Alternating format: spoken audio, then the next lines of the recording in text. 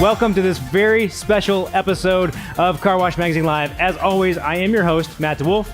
I'm the editor-in-chief of Car Wash Magazine and the chief brand officer for the International Carwash Association. And so we are going to kick off today here at the Car Wash Show with a fantastic panel for you all about something that everybody is really struggling with right now. So joining me today on our first panel to kick this off, we've got down at the end, we've got Claire Moore with the International Carwash Association. We've got Shaun Nordgaarden from Waterway, and we've got George Hobson from Brown Bear Car Wash. Welcome to the panel, friends. Thanks. Thank you. Yeah, there we go. All right. Hey, we're working it out. It's going to be fun. Okay, so I want to go right into it because I want to focus this conversation really around three main topics. There's probably a fourth one. We'll get into that. But three main ones. We're going to talk about attracting. We're going to talk about recruiting those folks. We're going to talk about training them. So let's start down here with George. George, you've been in the industry for a minute. What are you seeing when it comes to what makes your workplace kind of attractive as an organization for Generation Z? I would say that probably one of the things that we're doing is we want to share the story of how we got to where we are today. That's probably one of the biggest things that we do. But it's interesting you say this because we did not necessarily go out to attract Gen Z employees necessarily, but I'll tell you between Gen Z and millennials, that's 70% of our workforce right now in total. About 48% of them are Gen Z. And that depends upon what metric you're using as far as the year.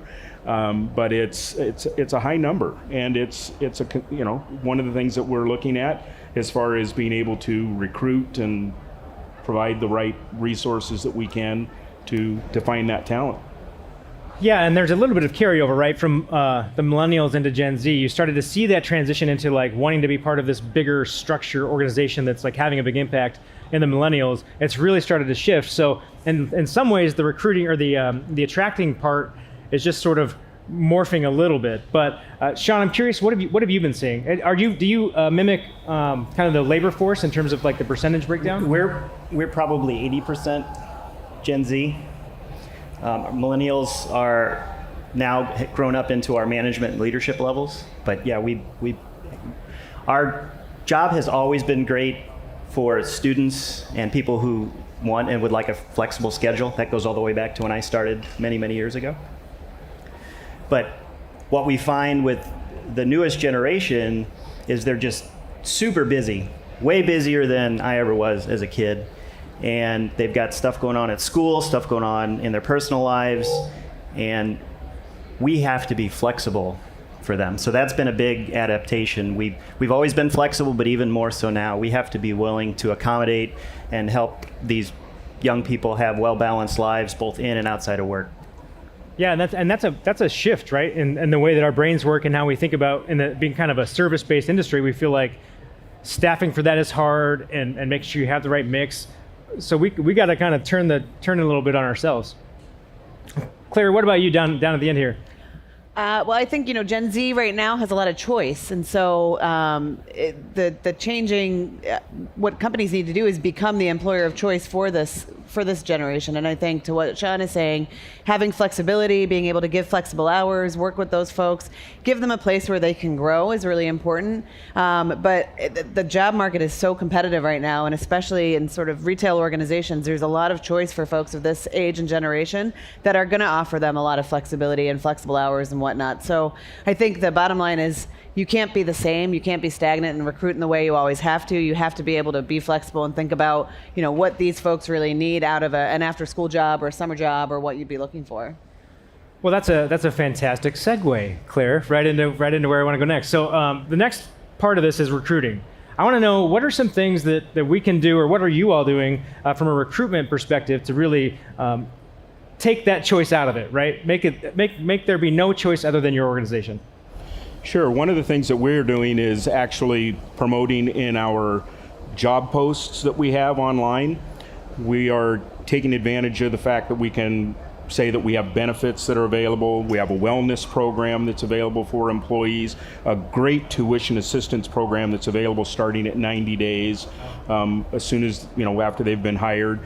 And it's a great amount. So that's one of the things that I think we need to do is promote whatever benefits we have.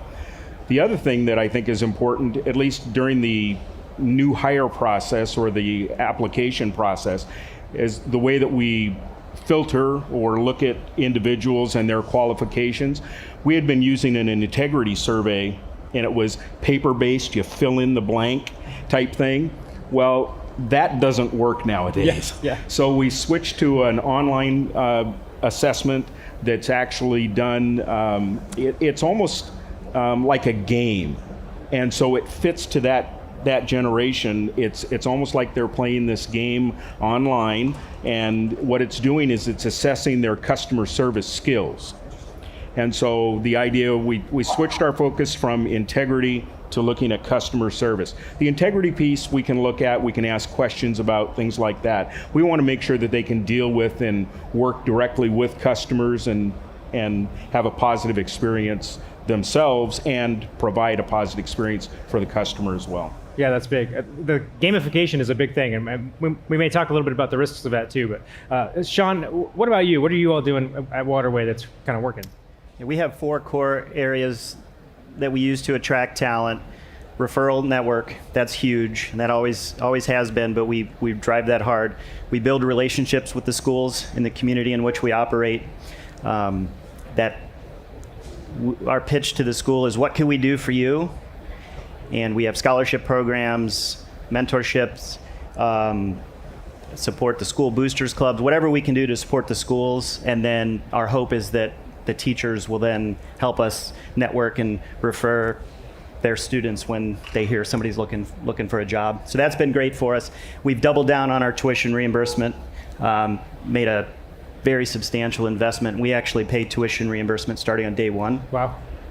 And we've removed a lot of the barriers that made it extra complicated to join the program. So we found that to be very successful. And then we have, everybody's got devices and short attention spans, and we're trying to figure out how to live in the new social media world. And our HR leader in Denver actually was very excited about us starting a TikTok Oh my. page. So we're on TikTok, and we've got some really cool videos that have been produced by our team members. Okay. All right. So TikTok is like my new favorite thing to try to figure out. So how are you using TikTok in like a way that doesn't like make you terrified of what it's doing to your brand?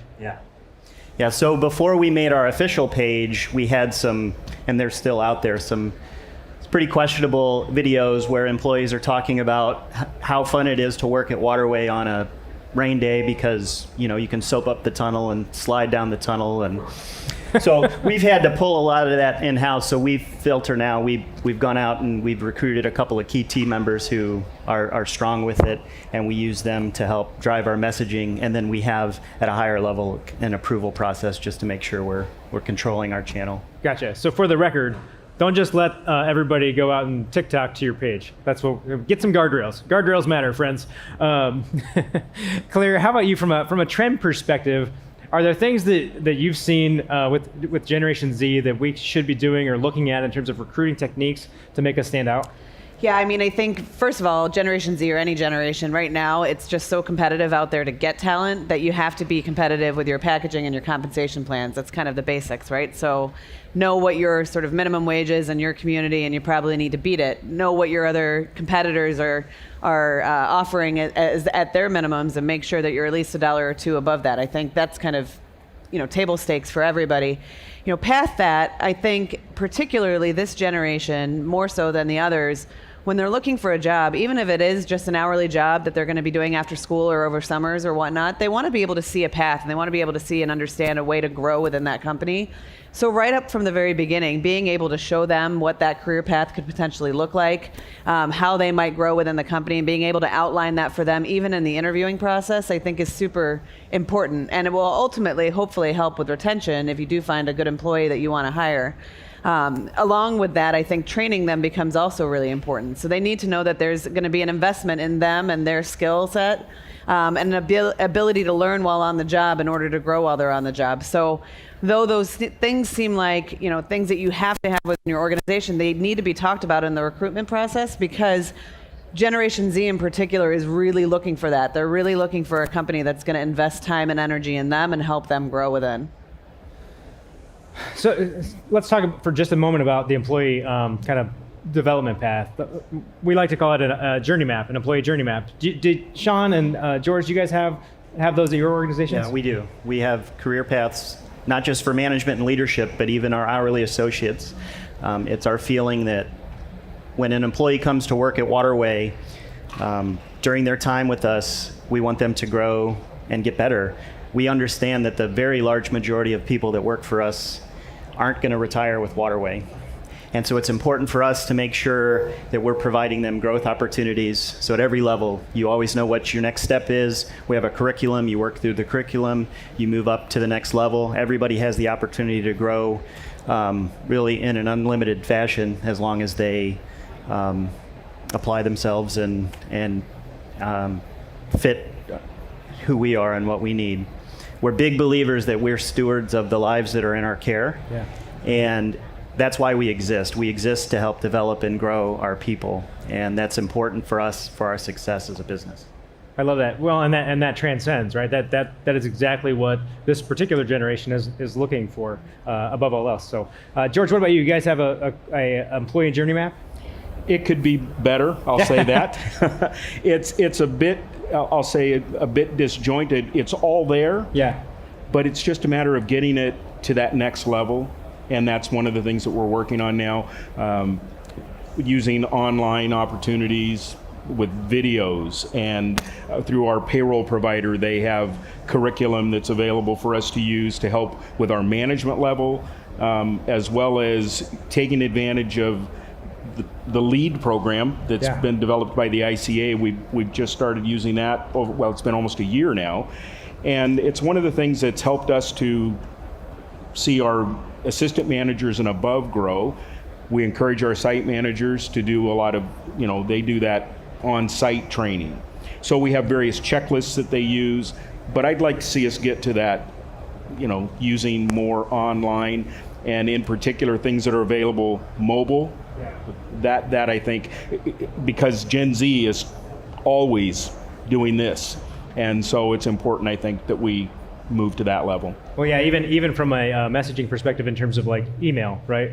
It's hard to even communicate. I think when we were preparing for this, it's hard to even reach them with benefits information or like onboarding stuff, because email is not really a preferred method of communication. So let's go into the training side real quickly here. So I want to go walk on this journey with me, friends. We attracted the best talent we could in Generation Z. We've recruited them, and they've made it their choice to be with our organization. Now what do we do with them? So we got to train them. So I want to go down, and I'm going to start with Claire first here. From a trend perspective, what kind of, how has the training landscape shifted specifically for this generation? Well, I mean, the first most important thing to remember with Generation Z is that they've never lived in a world where there hasn't been some sort of device or electronic in front of them. So they are very, very electronically savvy people. And so they're used to learning on computers, on tablets, on mobile devices, and that's how they engage with the world. So when creating content for them and giving them training content, it's got to be kind of short spurts of information that they can get wherever, whenever, they need it. They want it immediately, all the time in front of them. And so, especially with e-learning, you might think e-learning doesn't really have a place in the car wash environment, but I think there's certainly a way to kind of reinforce training. And with this generation too, they want to be able to take in the information, practice it, come back, get some feedback, and then kind of remind themselves what they've just learned and go out and then practice it again. It's not a traditional training process where it's kind of like, here's the information, go out and go get it and go do it. They really need to kind of hone their skills and get feedback. Feedback is really, really important to this generation. They want to be told constantly how well they're doing and how much they're learning, and get that constant feedback from the people that they're working with. And so I think when you're designing your own training internally, think about how you give the information, let them practice, let them come back to you, get some feedback, and then continue that process throughout, so that they're kind of constantly in a training position. Yeah, and that goes against probably what a lot of folks are used to in terms of how maybe you were trained and how you came up in this industry, where it was sort of like, here's your book, or maybe you didn't have a book. It's, here's Shaun. Shaun, Matt's going to follow you around for a few days, and hopefully he gets it figured out. Hopefully he can work out. What are you seeing in terms of training? Like, how are you all kind of modifying your approach? So I spoke to our development program. As you move up through our development program, you become a mentor. Yep. And so we officially train people to be trainers, and that's part of that development process. So we expect that our new employees are going to spend, not just stick with somebody and we'll forget it, we'll check back in a couple of weeks. We have a curriculum that they're expected to follow through their first several weeks with us to really make sure that they're comfortable and getting the follow-up and training and coaching that they need. And we found that to be very successful. Yeah. How about you, George? As Shaun said, we have that as well, as far as working on a level of training that's done day one over a 2 or 3, 4 week time frame. The big thing is making sure that you get constant feedback from the site manager, from the assistant manager, or, as Shaun said, the mentor. And in some cases, I'll tell you, the mentor can also be that new Gen Z employee as well. And they end up teaching you an awful lot as well. So I think you need to make sure you have that cross balance. So we've got them here. We made it really attractive for them to be here. We've trained them. They're just rocking and rolling. How do we make sure that they don't go to the competition? George? I think the biggest thing is to, again, share that story, that how you got here, how we ended up getting here, what it's going to take to make them to be a part of the team. And the other piece is be upfront with them. Let them know this may not be the most glamorous job, but it's a job that will teach you skills for life. And the important thing is the opportunity for you to grow. Our hope is that you'll remain with us and stay with us for a long period of time, but we've got to make sure that they understand that there may be other opportunities out there. But our goal is, you are a member of this team. We want to make sure that you stay here and that you contribute and be a part of the team. Well, and let's be honest. You've been at Brown Bear for a long time. Shaun, you've been at Waterway for a long time. Claire's been at ICA for a long time. I've been at ICA for a long time. So we're like the choir here. We want people to stay around us. So, Shaun, how about you? Yeah, so we, as an organization, we talk a lot about 4 key questions that our employees are continuously asking themselves when they're making a decision to stay or to leave. And those questions are, am I making enough money? Am I being provided with the skills and training that I need to be successful? Do I enjoy what I do? Do I like coming to work every day? And do I see a purpose? Do I see where this is going, or why I'm here? What's the bigger picture of what this is doing for me in my life? And if someone answers no to any of those questions, they'll leave. And so we are on a constant journey to figure out how we can make sure that our employees are always able to answer yes to all of those questions. So we survey, we do a polling of our team multiple times a year to get open-ended feedback and ask them where we can be better. We ask them, is Waterway the best place you've ever worked? And if not, why not? And we ask, would you refer a friend to work for Waterway? And we have an NPS score, but it's internal as opposed to external with customers. And that's how we help gauge our opportunities for growth and improvement. And we always are pushing hard to make sure that we're able to do right by our people. That internal NPS score thing, that's really cool. Could you, 30 seconds or less, can you give us an explanation? Yes. So we ask, would you refer Waterway? If somebody scores on a scale of 1 to 10, would you refer a friend to work at Waterway? If they give us a 9 or a 10, they're a promoter. If they give us a 7 or an 8, they're neutral. And if they give us a 1 through 6, they're a detractor. You take the percentage of people who gave you a 9 or a 10 and subtract the percentage who gave you a 1 through 6, and that gives you a net score. So similar to the customer service score, it's a really good gauge of, are you ringing the bell with your employees? Are they raving fans? Are they, as I've told people on our team recently, are they going to go get a Waterway tattoo on their shoulder? And the employees who we say bleed Waterway blue are the ones who are giving us 9s and 10s, and they tell all their friends to come work for us. We want as many 9s and 10s as we can get. Perfect. Well, we won't ask where your Waterway tattoo is. We'll save that for another time. Claire, how about you from a from a retention perspective? What are you seeing trend-wise that's really helpful? Yeah, I think a lot of what we've talked about. So first, primarily, show them the path. Continue to talk about what that path looks like, how someone can move up through it. Build your bench. Let them know kind of where their promotion possibilities are and how they can build a career with your organization. We talked about providing feedback. George mentioned it again. Always provide feedback, constantly, consistently. Ingrain that in your managers that are working with these folks, that providing feedback is super important. And make it both ways. It has to be both ways. You've got to be able to give feedback to them on their job performance, and they've got to give feedback to you about how they're engaging with your company. And most importantly, I think it's engaging those employees in the process, right? Having those conversations and being able to understand why your company is a great place for them to work or why not, and being able to take some of their ideas and be able to implement them.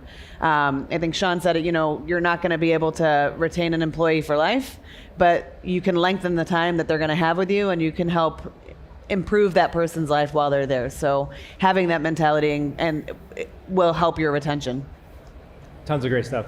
So this is why I love doing these panels, because they're always with lots of really smart people, and it's a really nice reminder that you don't want to be the smartest person in the room, because I'm learning tons up here. So this is great stuff.